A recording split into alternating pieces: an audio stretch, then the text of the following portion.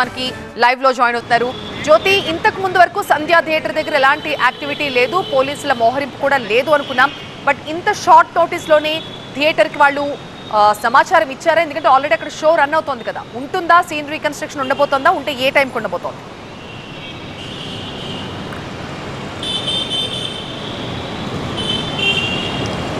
ప్రస్తుతం మాత్రం ఇన్వెస్టిగేషన్ కొనసాగుతుంది. ఖచ్చితంగా ఈరోజు సీన్ రీకన్స్ట్రక్షన్ చేసే దిశగా పోలీసులు ఆలోచిస్తున్నట్టుగా తెలుస్తుంది.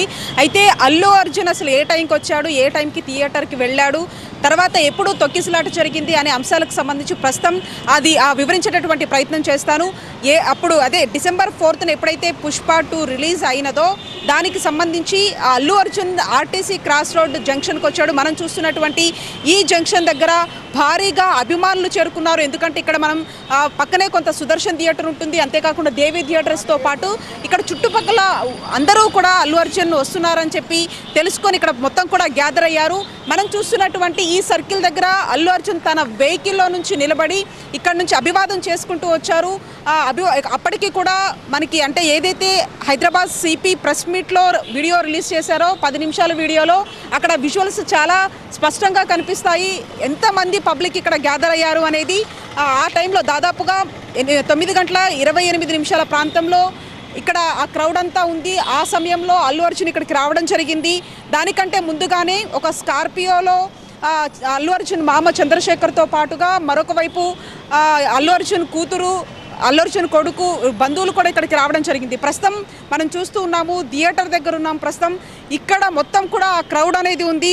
ఇక్కడికి వచ్చిన తర్వాత లోపలికి అల్లు అర్జున్ వెళ్ళడం జరిగింది. అంటే తన కార్ని లోపలికి తీసుకువెళ్లారు. ఇదే గేట్ నుంచి ఆ కారు లోపలికి వెళ్ళినటువంటి పరిస్థితి. దాదాపు అతని వ్యక్తిగత సిబ్బంది ఎవరైతే బౌన్సర్లు ఉన్నారో వాళ్ళు 40 నుంచి 50 వరకు కూడా బౌన్సర్లు ఉన్నట్టుగా తెలుస్తోంది.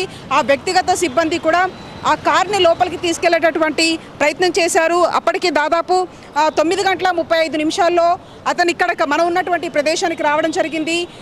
అప్పటికీ కూడా పబ్లిక్ విపరీతమైనటువంటి పబ్లిక్ ఉంది. అంతేకాకుండా ఏదైతే ఇందాక సర్కిల్ దగ్గర చూసామో ఆ సర్కిల్ నుంచి కూడా పూర్తి స్థాయిలో అతను బయటికి అంటే అభివాదం చేసుకుంటూ కారులో ఇక్కడికి వచ్చాడు. ఇక్కడికి వచ్చిన తర్వాత మనం చూస్తున్నటువంటి ప్రదేశం దగ్గర కారు దిగి లోపలికి వెళ్ళేటటువంటి ప్రయత్నం చేశాడు. సుమారుగా 9:35 నుంచి 9:40 మధ్యలో ఏదైతే లోయర్కి సంబంధించినటువంటి బాల్కనీ గ్రిల్ గేట్ ఉంటుందో ఆ గ్రిల్ గేట్ దగ్గర మార్గం మొత్తం కూడా పూర్తి స్థాయిలో కూడా పబ్లిక్ అంతా మోహరించి ఉంది. ఆ పబ్లిక్ అంతా తొక్కిసలాట ఆ సమయంలోనే జరిగిందని చెప్పుకోవచ్చు.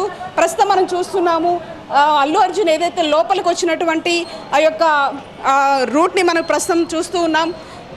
అక్కడ అంటే సర్కిల్ దగ్గర జంక్షన్ దగ్గర ప్రారంభమైన తర్వాత ఆ క్రౌడ్ అంతా కూడా ఇక్కడ అప్పటికి నార్మల్గానే ఉంది. ఆ తర్వాత మనం చూసినటువంటి గ్రిల్ గేట్ ఏదో ఉందో ఈ గ్రిల్ గేట్ అంతా కూడా పూర్తి స్థాయిలో అప్పటికి తొక్కిసలాటతో పబ్లిక్ కూడా ఎక్కువగా అవ్వడంతో పూర్తిగా ఆ సమయంలోనే ఆ ఇష్యూ అంతా కూడా స్టార్ట్ అయింది. ఆ పబ్లిక్లోనే అల్లు అర్జున్ అప్పర్ బాల్కనీకి వెళ్ళేటటువంటి ప్రయత్నం చేశారు.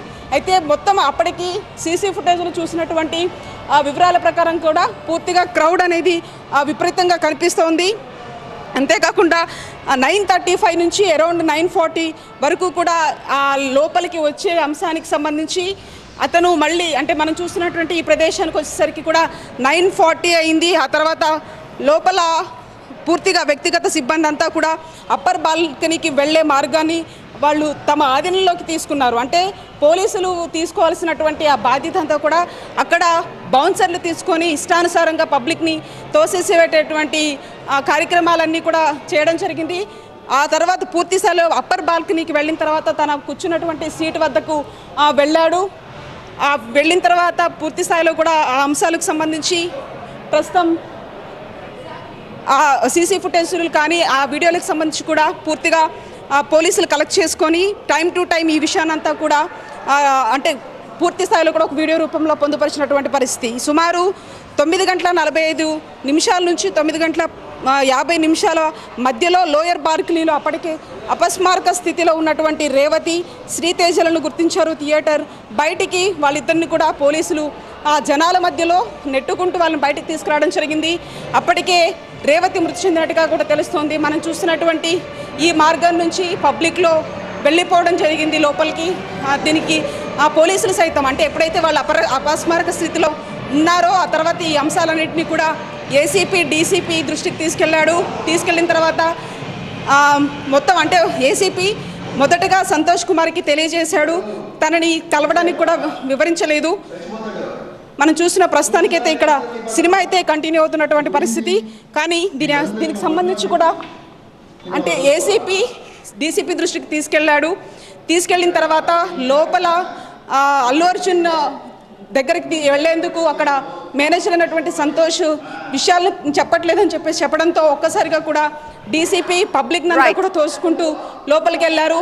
తనకు వచ్చినటువంటి అప్పర్ బాల్కనీకి సంబంధించినటువంటి ప్రదేశానికి వెళ్ళినటువంటి పరిస్థితి ప్రస్తుతం ఒక మూవీ అయితే ప్రస్తుతం కంటిన్యూ అవుతుంది. ఈ సీన్ రీకన్స్ట్రక్షన్ చేసుకునేందుకు ఖచ్చితంగా పోలీసులు అల్లు అర్జున్ తీసుకొచ్చేటటువంటి అవకాశం కనిపిస్తుంది. ఆ రోజు చూసినటువంటి ప్రదేశం ఏదైతే పబ్లిక్ ఫుల్ క్రౌడ్ ఉందో ఇదే ప్రదేశం.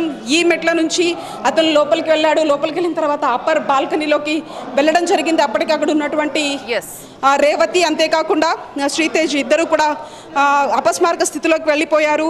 ఏదైతే అల్లు అర్జున్ నాకు సమాచారం తెలియలేదని చెప్పారో దానికి సంబంధించి ఏసీపీ డీసీపీ ఈ మెట్ల నుంచి వెళ్ళినటువంటి ఆ దృశ్యాలను సైతం కూడా హైదరాబాద్ సిటీ పోలీస్ మొత్తం ఆ ఫుటేజ్ అంతా కూడా బయటపెట్టడం జరిగింది. ఈ అంశాలకు సంబంధించి ఈ టైమింగ్స్కి సంబంధించి పూర్తి స్థాయిలో కూడా అల్లు అర్జున్ ఖచ్చితంగా సీన్ రీకన్స్ట్రక్షన్ కోసం తీసుకొచ్చేటువంటి అవకాశాలు అయితే కనిపిస్తాయి. థియేటర్ దగ్గర పరిస్థితి